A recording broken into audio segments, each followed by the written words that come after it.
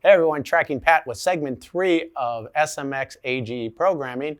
Where we left off before is we did an A.G.E pocket, which actually came after the fact that we showed how to do a different drilling sequences and things like that in segment 1. So here what we're going to do is an A.G.E profile and show you how to find all the missing dimensions that are missing on the outside of this part. We're going to program just half the part, and then when we're finished we're going to use a mirror image to get the second half of the part and show how to do that as well. So let's get started. The next thing I'm going to do is I'm going to do the upper half of this outside shape. This is going to be a profile, and it's also going to be an irregular profile. The rules are the same as far as which way I program is going to determine whether or not I'm climb milling or conventional milling, okay? It's also going to determine the fact that this is a shape that it's programming, and it doesn't necessarily have to start and finish in the same places. So I'm going to start at the far right end of this part, okay? And I'm going to conventionally cut it along the top, and then I'm going to show you how to use mirror image. So my X dimension is actually the 4.680, but I got to add the 0.4 for the radius to get to the actual edge. I did my math, it's 5.08. So I'm going to put in here 5.08. And I want to start below the part so that I can walk onto it. So I'm going to simply start at -1/4 of an inch to give me an approach. Use my 50 thousandths here, and I'm going to go to the full depth. Remember we said it was 1/2 inch, so that means we're going to go to -0.550. Okay? My tool offset now is on the right, so 1 for right. Number of passes, let's say we do it in 3. We leave that same finish cut at 10 thousandths. And I think I can use the same tool, therefore all my feeds and speeds will be the same. All right, so again, I've got a starting point right here. I'm going to start out now by doing a milling event to get to the actual center of that first arc. So X is going to stay the same, Y is going to go to 0. I'm going to have an OK right away, and I'm simply going to page forward. Now I've got an arc. One of the things I want you to understand when you use A.G.E programming is it always asks me if each piece is tangent to the previous. Sometimes it doesn't matter because I've already given where that point of reference is. But I like to keep things consistent, so I'm going to say it is even though I don't really need it to figure anything out for me. Direction of this first arc is counterclockwise, and what I don't know is the ending points for this. Now, two things apply to this. First of all, there can only be one answer when it comes to using tangencies of arcs. So because of that, even if I don't answer these questions, it's going to figure it out. But if I wanted to get a better idea, I would simply use the guess and the look feature, and it always starts at 0, so I would simply drag this over here, and then I drag it up here. That puts it about where it should be, and just hit enter. What I do know is where the actual center is. It's at 4.680. and 0, right? And the only other thing I can tell it is whether or not there's a conrad, which there isn't, and what the radius is, which is 0.4. So you'll notice I don't have an OK yet, but if I look, it at least looks semi like what I'm trying to do. So to show you a faster way to do some of this, I'm going to select the next arc, which is a larger arc, and it is tangent. So I'm going to say yes, it is. It's clockwise in direction. And this time I'm just going to skip all of the information because it's not on my print. So I don't know where the X or the Y ends or where the centers are. What I do know is it has a radius of 1.95. Okay, I don't know the chord length or the chord angle, so I'm going to skip those two, and I'm going to go directly into the third arc. The third arc is also tangent. The direction is back to counterclockwise, and this time the ending points are on my print. So my first ending point of that arc is 3.510. The Y dimension is 2.5. And when it asks for the centers, that's also going to be on the print, so 3.910 and 2.5. Notice again, all the red is filled in. If I push look, the first part of the sequence is done. So now I'm simply going to page forward, and I've got a milling event. All of my information I need is on here. It is tangent, even though it's already figured it out. My X is no change, and my Y dimension is 1.17. Okay, you see I've got an OK there. It does have a conrad in here of 0.4. And now I'm going to page forward, and you'll see that that is right there. My next piece is also a milling event. It's not tangent. And the X is not on the print. Okay? The Y is on the print. So because of that, I'm going to use guess and say it's somewhere around 2 inches. One thing you got to remember is when you're talking about an intersection of a line and an arc, all you're doing by guessing is looking where the 2 intersections could be and guess closer to the right answer than the wrong answer. The Y dimension is inkset, and there is a Conrad again, and this time it's 0.2.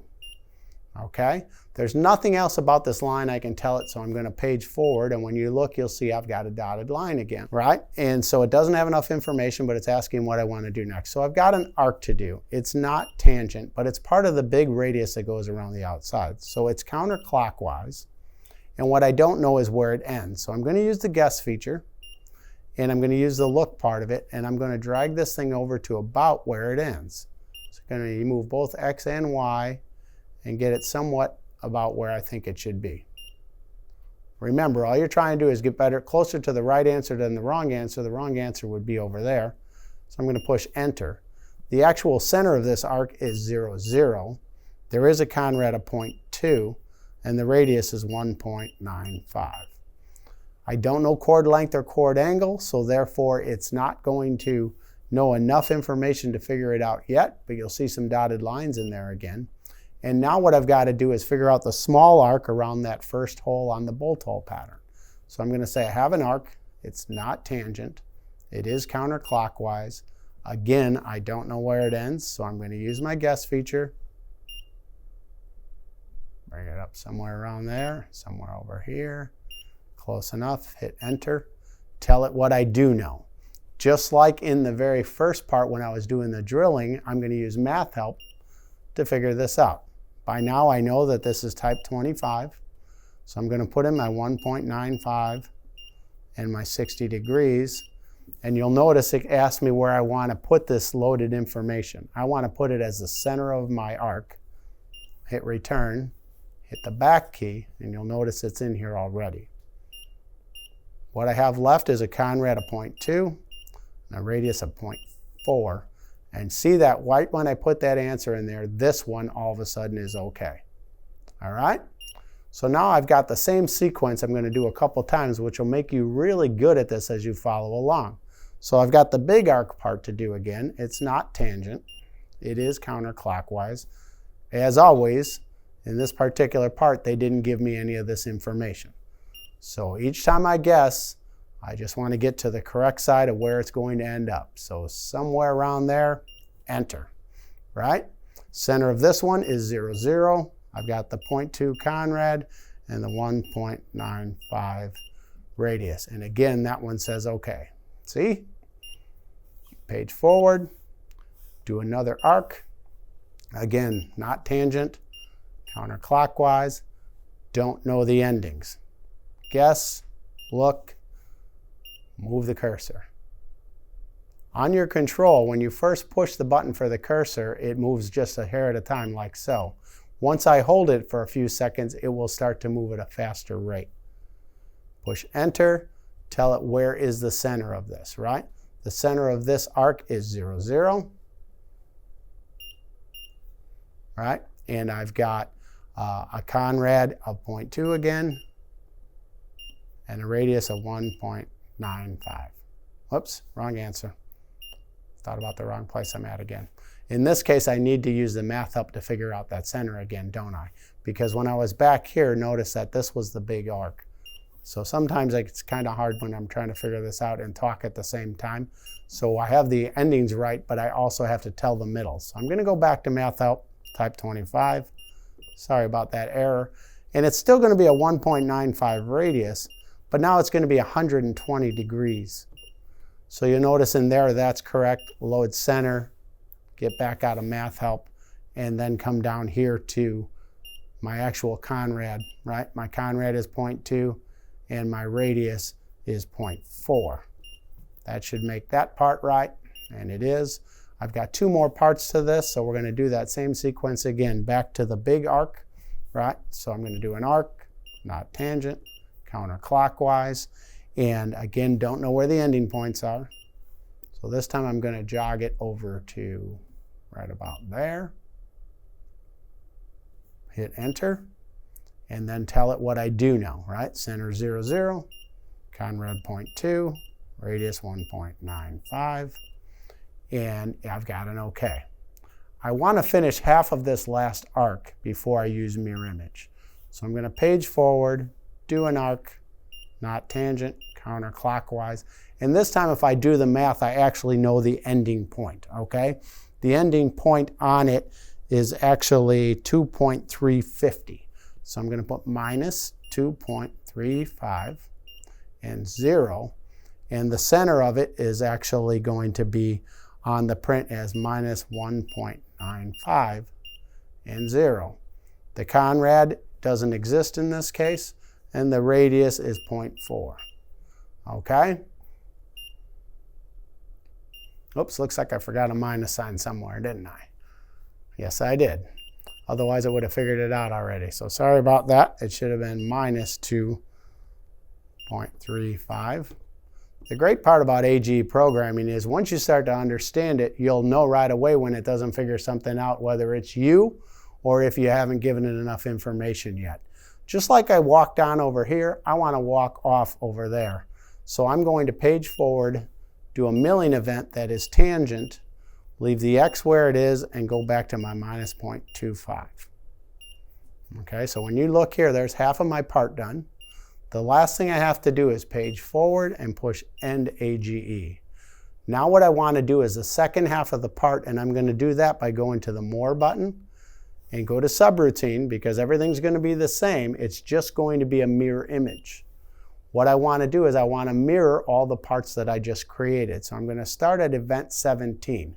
Now, if you don't know what event it is because you didn't pay attention, you could always back up until you find the very beginning of your profile. Right there is event number 17, right?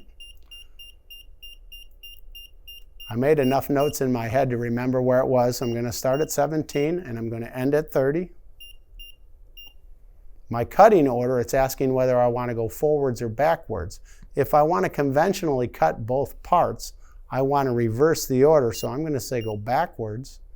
I'm going to mirror over the x-axis of the part. Here's my x. I'm taking this and flipping it down here. So I'm going to use the x-axis with an offset of 0, and you'll notice when I push look, there's my completed part. So the only things I have left to do now, because the part looks correct, is to change modes and go back to setup and go back to my tool table and tell it about this last tool I want to use. Let's say that I use a 3/8 end mill. Tell it it's an end mill, and then push return, and now I can check my tool path. Let's go back to here where I can see all of the pocket cleaned out and how it's done the outside of the part. So what it's going to do is it's going to clean all this up, and then it's going to pick up, come over here, and it's going to do the second half. The reason for the walk on and walk off moves is so that it covers, so that I get a perfect transition on the tangency of those two arcs.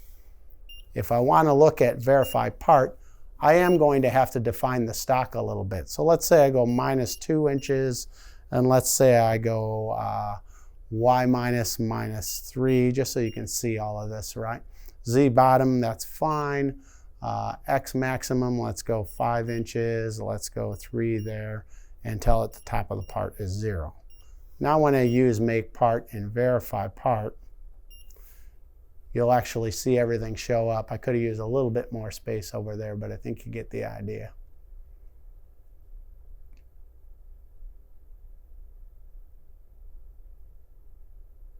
So you see each pass that I put in for the pocket, and you're going to see each pass of the profile as it goes through the part. If you don't define the stock, sometimes there won't be enough material around it. As you can see, I made a little mistake. I should have left a little bit more material on both the left and the right side in the X positive and X negative. But you get the idea of how it's going to make the piece part. So once it's done here, I can see that everything looks right. All I have left to do is find my part zeros and then go produce my part.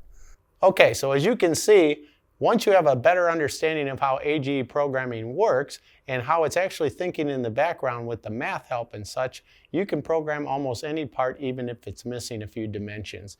And so with the part that we just made with all of the 3 of the segments put together, such as all the drilling, how to use the repeats and the copies and things like that, how to use A.G.E for an irregular shaped pocket and find your part dimensions even if they're missing on the print, and then of course how to use A.G.E for a profile to cut the outside of the shape, followed by using the mirror imaging that completes the whole part.